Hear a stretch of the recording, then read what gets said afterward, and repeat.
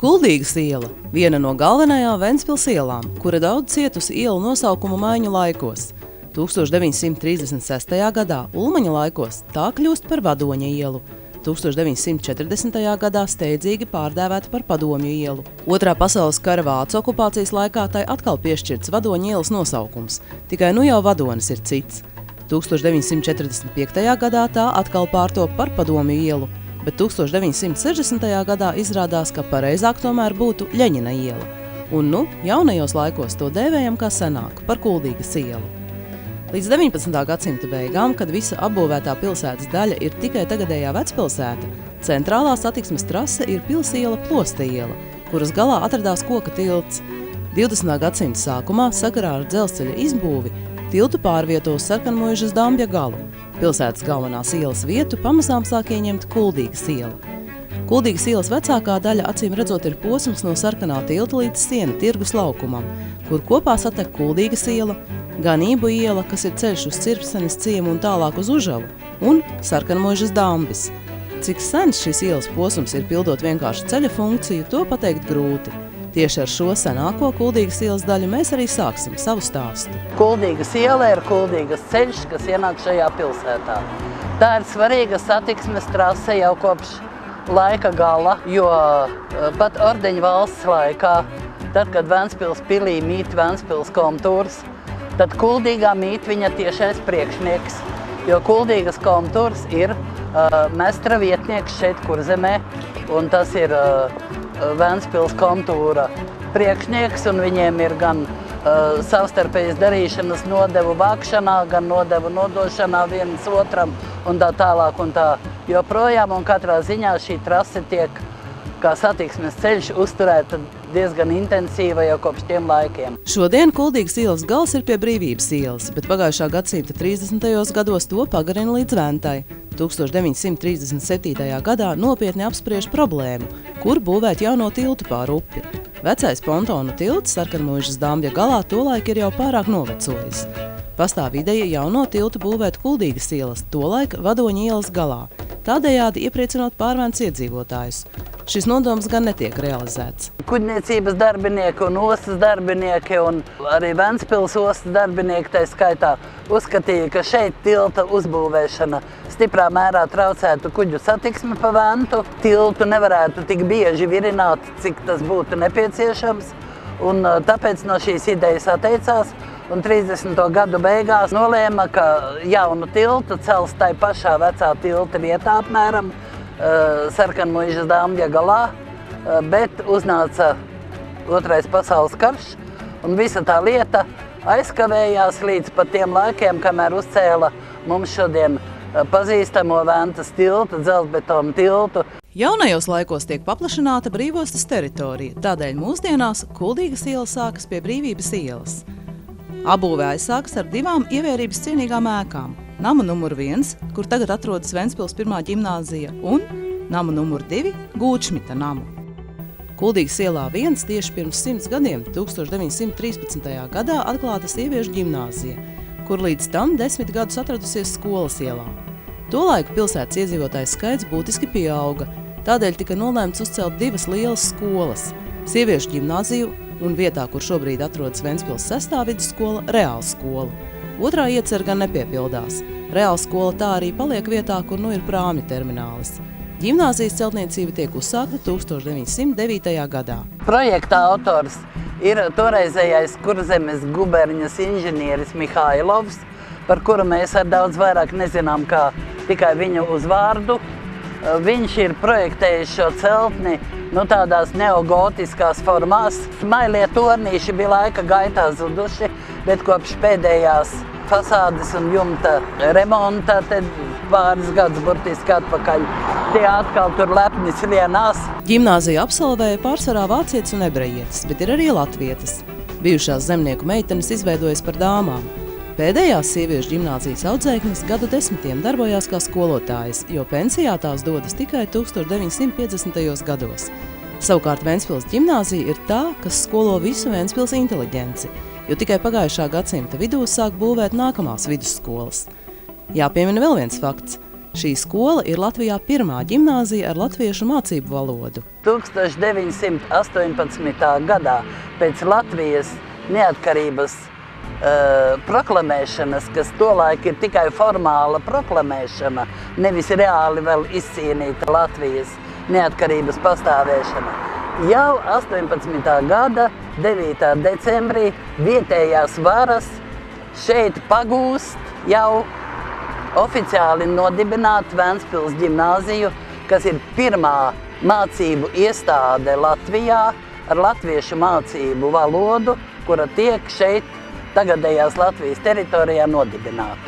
Ar to viņai arī gods un slava vēl līdz šai dienai to viņi paši daudz zina, un tas ir tiešām tāds vēstures fakts. Labi zināms Ventspilniekiem ir arī nams Kuldīgas ielā 2, Gūčmita nams.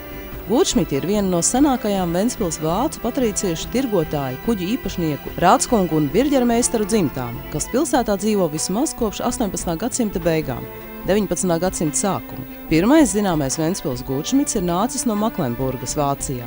Bijis kuģa cimermanis, tātad kuģa galdnieks. Precīzi ēkas uzcelšanas gads gan nav zināms, bet tiek lēsts, ka tā celta laikā starp 1850. un 1864. gadu.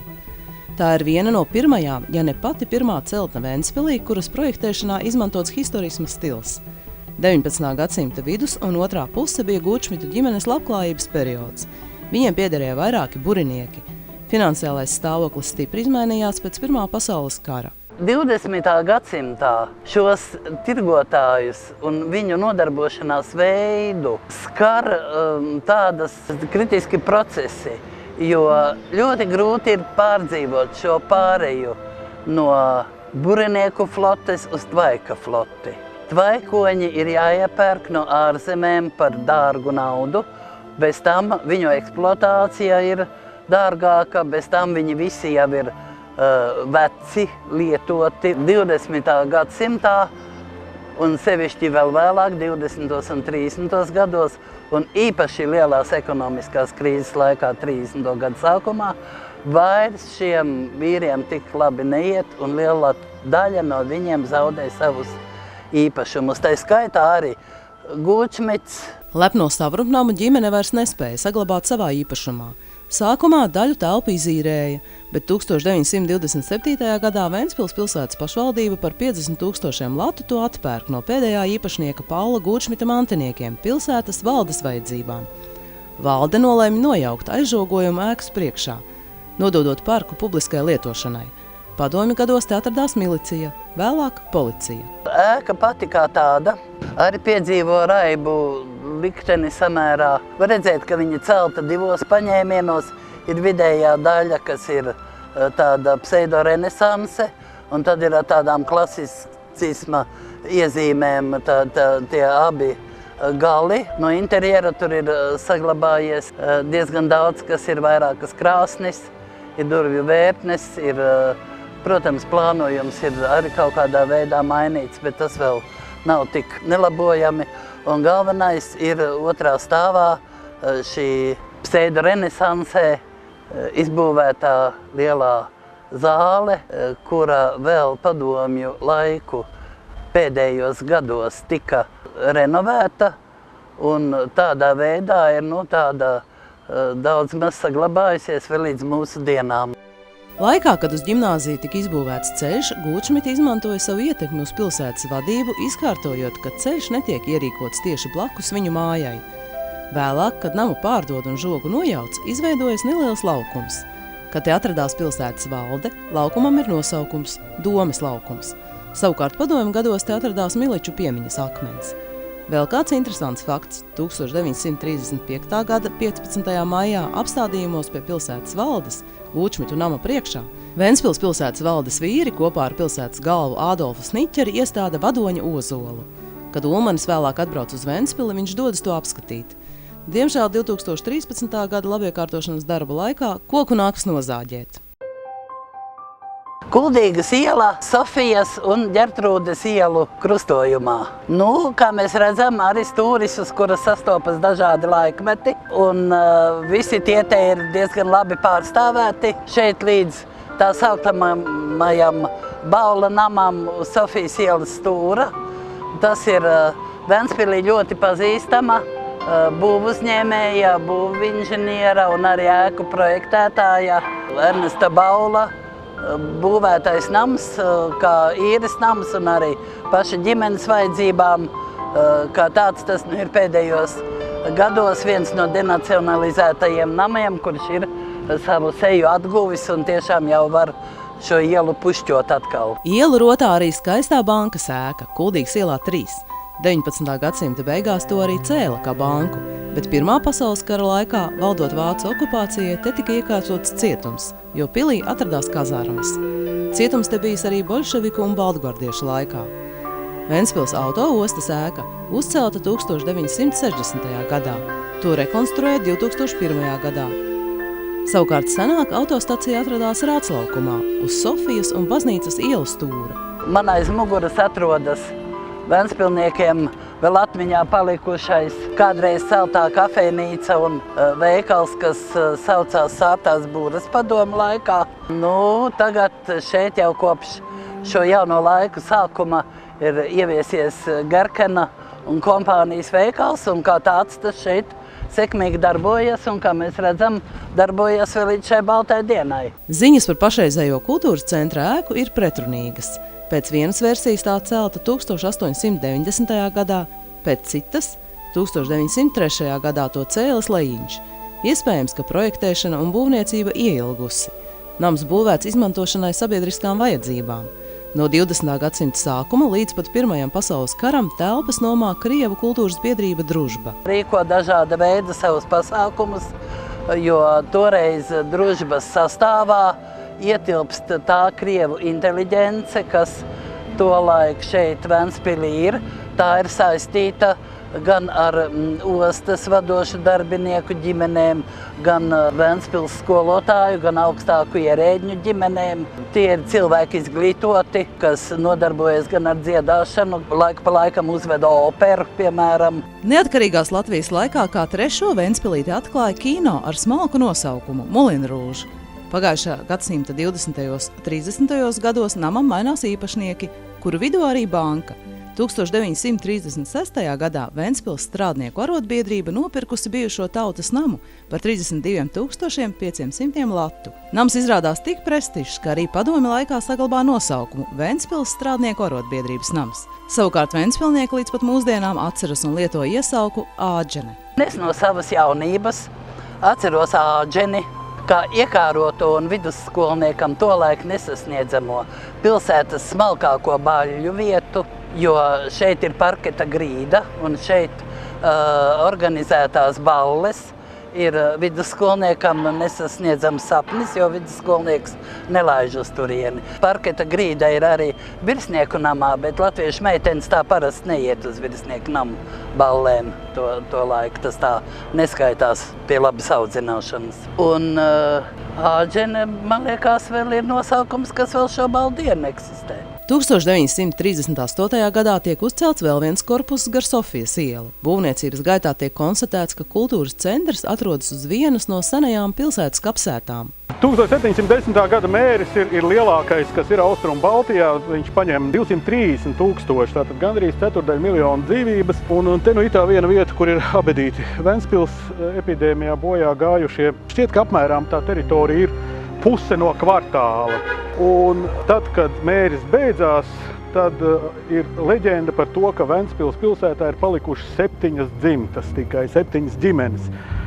Vai nu visi būs miruši diez vai, viena daļa būs noteikti aizbēgusi kaut kur projām no mēra pārņemtās pilsētas, bet viena daļa, protams, ir gājusi bojā, un visticamāk ir abedīti šeit. Tā ir arī liecība, ka te ir pilsētas nomale. Tā laika pilsētas nomale 1711. gadā, mērs beidzās 1711. gadā. Šī laika pilsētas nomale jau tad cenšas abedīt ārpusē, un 2006. gada janvārī, tad, kad pilnā sparā te ritēja remonta darbi, tad šeit izrādās pagraba daļā ir palikusi viena zona, kur ir neskarti šie abedījumi. Un blakus tādiem abedījumiem, kas laikam ir tomēr saistīti ar abedīšanu sākumā, tad, kad mērs vēl tikai sāk plosīties, ir tāda spilgta liecība, viens 20 gadus vecs sievietes abedījums, kas ir vienkārši iemests bedrē, viegli saliekts ceļos, galva sagriezt uz sāniem, rokas elkoņos pacelt uz augšu, viena roka zem sejas. Tā kā cilvēks ir nomiris noteikti, sastīndis, tā viņa arī ir iemesta bedrē, cenšoties izvairīties no epidēmijas. Ēka ar mezonīnu Kuldīgas ielā 13 ir liela vienstāva mūra dzīvojamā ēka, kas celta vēlā barokas stilā ar klasicisma elementiem. Šis nams ir tirgus laukuma un rādslaukuma kompleksu savienojošās maģistrāles perspektīvas noslēgums. Ēkai ir augstvērtīga arhitektoniskā kompozīcija. 1768. gadā nama uzcēlis tirgotājs Johans Georgs Franks. 20. gadsimta sākuma ziņas liecina, ka namā kādu laiku atrodas pasts. Savukārt 1923. gadā te atradusies savulaik trešā vecākā Ventspils aptieka – Lauvas aptieka. Pretī atrodas šī veikala ēka vienstāvu, kas ir viena no daudzajām ēkām, arī Lielajā ielā ir viena tāda, kura savā laikā ir iecerēta kā vairāk stāvu celtne, bet piesardzīgi ir uzcelts tikai pirmais stāvs. Un tad jau tālāk nākot periodiskiem kariem un tam līdzīgām visādām lietām, tā viņa arī ir iestrēgusi šajā etapā. No šo ēku gan kā arī vienstāva tolaik apjomu projektē Ventspils toreizējais būvtehniķis Žanis Kupše, un 1930.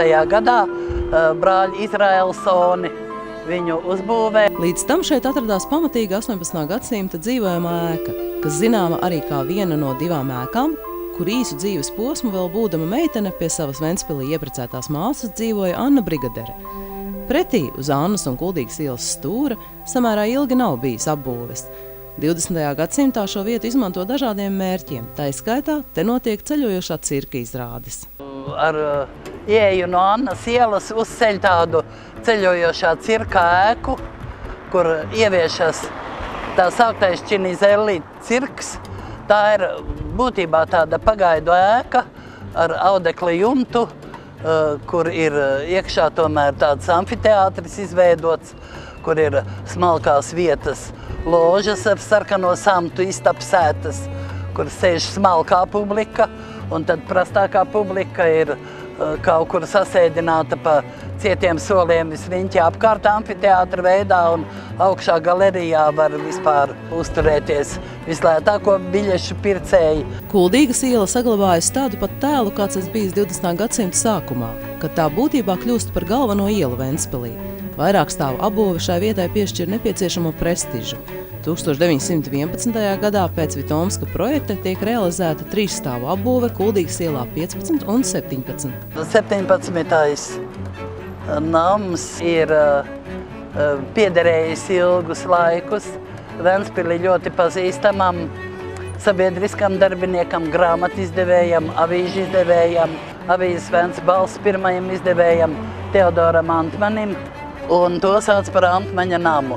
Man jāsaka tā, ka ventspilnieki, padomu laikā šeit dzīvojošie, šo veikalu pazīst kā gaļas bodi, jo apakšā tur ir gaļas bode, un ventspilnieki ir pavadījuši daudzas stundas stāvot šeit pie šī veikala vai no iekšpusē, vai no ārpusē, un gaidot uz sev pielemto, pusvistu ar garām spalvainām kājām. Pretim trīsstāvīgais Oppenheima nams, kuram blakus atrodas krodziņš. Padomju laikā šeit ļoti ilgstoši, gandrīz visus pēckara gadus atradās kara komandantūra. Te vienmēr pie durvīm stāvēja zaldāts ar šauteni, un šī vienstāva ēka, kuras logi bija aizmūrēti apakšā, un augšā bija tikai šaura ar restēm aizrestota tāda vietiņa. Tā kalpoja par tā saukta virsardzes telpu tiem šeit Ventspilī dienējošiem karavīriem un robežsargiem un tā tālāk, kas kaut ko bija noziegušies pret kārtību un dabūja te savus dienas atsēdēt. 3 stāvu namu Kuldīgas ielā 26 līdz pat šim laikam daudzi sauc par veco pastu. Pasts te atradās kopš 1925. gada, un 1971. gadā tā telpās izceļas ugunsgrēks. Pasts Kuldīgas, arī Vadoņa, arī Padomju un Ļeņina ielā atradās līdz pat jaunās lielās pasta ēkas uzbūvēšanai Jūras ielā. Pasts uz jauno namu pārceļas vien 1985. gadā. Savukārt Kuldīgas ielā 26 90. gadu sākumā atver kafejnīcu ar ventspilniekiem labi zināmo nosaukumu Vecais pasts. Kuldīgas ielā 30 uz Kārļa ielas stūra atrodas 18. gadsimta nams. Sena sabiedriska vieta, kur ir atradies 19. gadsimta beigās kāds krodziņš, kur vācu amatnieki nākuši iedzert pa kausam alus. Nu, un pēc tam tur ir visādas iestādes, un arī šajā laikā viņš ir kā tirdzniecības vieta tur pastāvējis. Pretējais stūris uz Raiņa ielas, kur tagad ir veikala ēka, ja? Tas ir īstenībā slavens stūris. Vecā apbūve bija saistīta ar kādreiz slavenu un populāru fotoiestādi kopš 20. gadsimta sākuma, kopš 1910. gada. Tajā ēkā, kas vairs ir tagad tikai uz pastkartēm, savu darbību sāka slavenais fotogrāfs Vilis Rīdzenieks, kas šeit Ventspilī darbojās ar Aleksandra Medņa vārdu. Un tad 20. 30. gados bija fotodarbnīca Konkurence, kas bija ļoti populāra ventspilnieku vidū. To vadīja tāda ventspilniece Elizabete Mateusa, un tur ir fotografējušies milz un daudz ventspilnieku. Ēka ar 21. numuru pieder jau pie jaunās apbūves. Nama būvniecību pārtrauca dažādi negadījumi. To sāka celt kā Baltijas banku, un arhitekts ticis pieaicināts pat no Itālijas. Vietējie speciālisti ieteikuši namu nebūvēt pārāk greznu, no balta marmora ar melniem logiem kā iecerēts. Centušies ieteikt izvēlēties pelēku granītu. Greznais nams tā arī nav ticis uzbūvēts, jo banka bankrotēja. Savukārt bērnu pasaule durvis apmeklētājiem vēra 1973. gadā. Protams, ka tai bija jāapurē vesela rinda šeit pastāvošās apbūves. Šeit vairumā bija tādas vienstāvu veikalu ēkas, kas piederēja savā laikā dažādiem īpašniekiem. Mēs arī viņus vēl saucām pa veco īpašnieku vārdos. Te bija Luidmaņa bode un tāda bode un vēl cita bode. Luidmaņa veikals, es akurāt. Paldies, es pat atcerējos. Cik jauki. Ja ventspilnieki paši var papildināt, tad iznāk daudz labāk vispār. Kuldīgas un Kārļa ielas stūrī jau kopš pagājušā gadsimta 20. un 30. gadiem atrodas grāmatnīca. Kad 1965. gadā uzceļ dzīvojamu ēku Jūras ielā 10, toreiz 1. Maija ielā, ar telpām grāmatnīcai 1. stāvā šī celtne atbrīvojas, un tajā tiek ierīkota ventspilnieka iecienītā un vēl joprojām atmiņā saglabātā kafejnīca Bitīte. Šodien gan ēkas te vairs nav. Pašā pilsētas centrā atrodas Siena tirgus laukums. Te saplūst Kuldīgas, Ganību un Raiņa ielas. Šis nosaukums ir ļoti sens, bet oficiāli atzīts kopš 1995. gada. Grūti pateikt, cik sen te sākuši tirgoties. Jāņem vērā, ka te pienākuši ceļi gan no Sarkanmuižas, gan Pārventas, gan Kuldīgas, kā arī Ganību iela, senais ceļš no Cirpstenes un tālāk no Užavas muižas, kas pieder ordenim. Tātad tirdzniecībai ļoti piemērota vieta. Vietā, kur mēs tagad sēžam un kur ir šī centrāla autobusa pietura, līdz pat 1920. 30. gadiem atrodas liela pamatīga vienstāvu ēka. Tanī laikā 30. gados viņa pieder Ventspils ilgadīgu tirgotāju Zebu dzimtai, bet faktiski viņa tiek saukta par Siļķu brāķi. Un acīm redzot, es varu tā iedomāties, ka šeit pie sienas tirgus, kas varētu būt arī kāda senāka un nopietnāka tirdzniecības vieta, šis Siļķu brāķis ir atradies, lai zemnieki, kas ir galvenie siļķu patērētāji šeit novadā, pilsētnieki arī, bet laucinieki arī, nu tad te varētu ērti šīs no Ostmalas atvestās siļķes šeit iegādāties. Nu tā es esmu iedomājusies. Vai tas tā bijis vai ne, to mēs īsti nezinām. Siļķu brāķis sen zudis, notiek skvēriņš ar autobusu pieturu.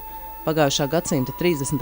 gados šī vieta kalpo kā ormaņu pajūgu stāvēšanas laukums.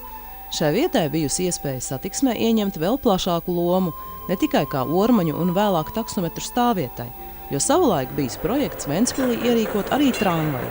1923. gadā prese ziņo, ka pilsētas valde plāno iekārtot ielu dzelzceļu, pirmsākumos izmantojot zirgus. Pirmā līnija būtu no Kuldīgas ielas līdz stacijai un tālāk uz Ostgalu un Jūrmalu. Nesaskaņu dēļ priekšlikums netiek realizēts. Kuldīgas iela šī posmā redzam veco 20. gadsimta sākumā būvi. Man aiz muguras atrodas tā sauktie Kānanami. Tos ir uzbūvējis Ventspils koku tirgotājs un koku zāģētavu īpašnieku tāda dinastija Kāni. Kam bija zāģētava Plosta ielā. Acīm redzot, viņi ir vienkārši uzbūvējuši dzīvojamās ēkas, ko pēc tam iznomāt un tādā veidā to ieguldījumu atpelnīt.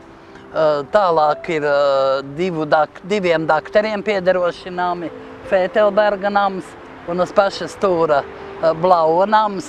Blaus ir arī 20. gadsimtā Ventspils pilsētas galva kādu laiku. Pēc tam viņa pēcteči jau šo namu zaudē. Tagad tajā stūra ēkā ilgus laikus bija un arī vēl tagad ir Ventspils Politehniskā institūta filiāle. Aiz lielā laukuma Kuldīgas ielas malā, kur padomju gados izveidojas privātmāju rajons, agrāk atradusies Puherta muižiņa. Otrs tās nosaukums pie zaļajiem stabiem. Nosaukums dots pēc kādreizējā īpašnieka vārda un 2 mūra stabiem pie ieejas. Puherta muižiņa bija viena no tādām izpriecu vietām, kas savu darbību sāka pavasarī un beidza vēlā rudenī, bet tā bija izpriecu vieta, kur notika, kur bija restorāns, kur varēja labi paēst un labi iedzert. Pirms tam tur arī notika dažādi masu pasākumi, daudzi mākslinieki, kas ir viesojušies Ventspilī. Piemēram, dziedātājs Aldovs Kaktiņš, viņa debija notiek tieši šeit 20. gadsimta sākumā, vēl pirms Pirmā pasaules kara, un tā tālāk un tā joprojām. Tā arī tāda vieta šodien jau, protams, vairs nezīme par to neliecina. Kuldīgas iela 63, 2-stāvu mūra staurupmāja historismu stilā, kas celta 19. gadsimtā. 20. gadsimta sākumā to sauc Villa Langberga. Dokumentos minēts, ka tas bijis Dānijas konsuls. Ventspilnieks šo namu vairāk gan pazīst kā Grīnberga māju, jo vairākus gadu desmitus tā piederējusi populārajam Ventspils mācītājam un kultūras darbiniekam, vēlāk Latvijas Luteriskās baznīcas arhibīskapam Teodoram Grīnbergam. Pašlaik tas ir Ventspils draudzes īpašums. Blakus brūkošajam Grīnberga namam ir Ventspils 2. vidusskola, kura celta 1954. gadā. Tālāk, starp Sporta, Brīvības, Jubilejas un Kuldīgas ielām atrodas ventspilnieku iecienītā pastaigu vieta Reņķa dārzs. Tas ir viens no pilsētas parkiem, kas ir radies savā laikā no bagātāko ventspilnieku nomātajām un uzceltajām piepilsētu muižiņām. 18. gadsimta beigās Ventspils apkārtnē šajā vietā ir iezīmēta muižiņa, ko sauc par Dorotejas muižiņu, bet 19. gadsimtā jau šeit atrodas Ventspils tirgotāju un kuģi īpašnieku un arī vēlāk pilsētas galvu un dažādu pilsētas varas vīru Reinku ģimenei pieder šī muižiņa.